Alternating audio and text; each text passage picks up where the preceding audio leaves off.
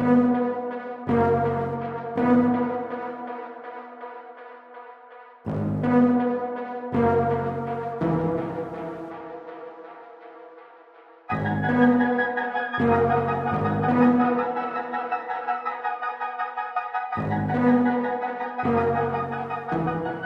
going on, guys? Welcome back to the channel and thank you for tuning in to today's video.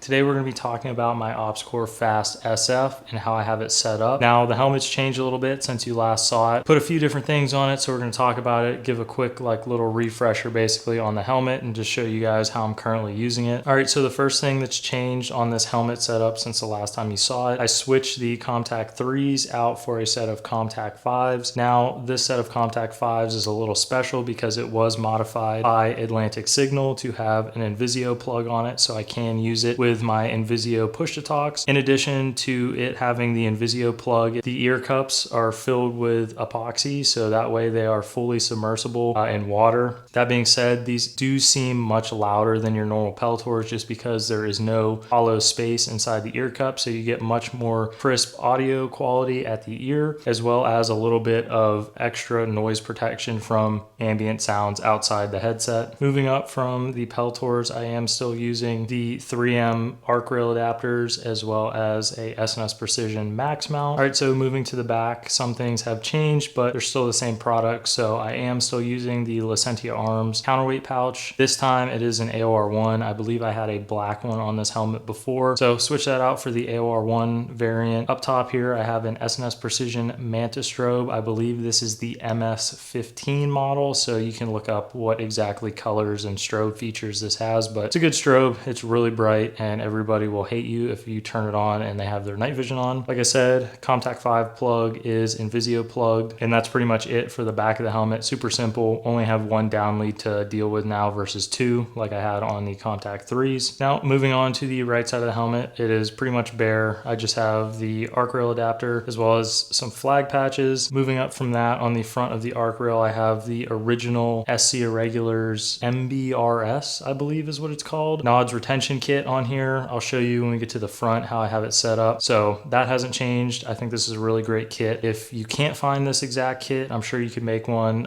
if he's not selling them anymore, but this is by far one of my favorite ways to tie down your nods on your helmet. All right, so moving to the front of the helmet, not much has changed. Still using a Wilcox L4G24, only this is a newer model that has the extended trail arm, so the goggle can sit a little farther away from your face if you're using iPro or gas mask or anything like that. Still running the L3 PVS31 alphas. Love these goggles. You guys have probably seen these all over the internet, on my channel and everywhere else. These are a very popular night vision device. Still using the cold weather battery pack cable through the rail underneath, so everything's all tucked up out of the way. And I'm going to show you guys how I run the retention with this SC Irregulars bungee kit. All right, so hopefully you guys can see this, but this is with all the bungees hooked up and everything. So as you can see, it sits super tight to the helmet, so you don't have to worry about it snagging on stuff, and it's up out of the way if you need to rotate the pods up. When the goggle is stowed, as you can see, everything still stays nice and tight to the helmet, again minimizing snags. The only thing I did differently from the way this kit was intended to be ran was I ran a piece of bungee cord on the tie down point, so that way they can hook in and wrap around the sides of the Wilcox as you see here. It also allows for these pods to articulate completely out of the way because the bungees aren't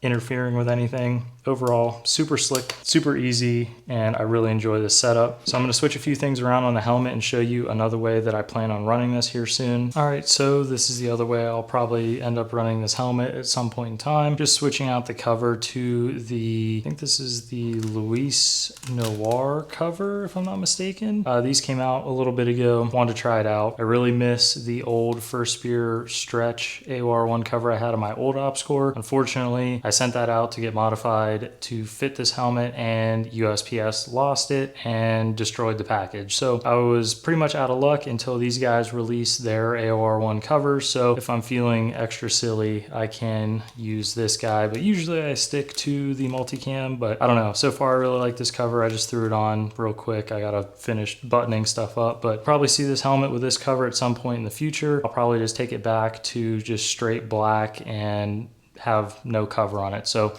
that's pretty much the two ways that you'll see this helmet. Just want to give you a quick update. Thank you guys for tuning in. If you have any questions or comments, feel free, leave them down below. And as always, thank you guys for watching.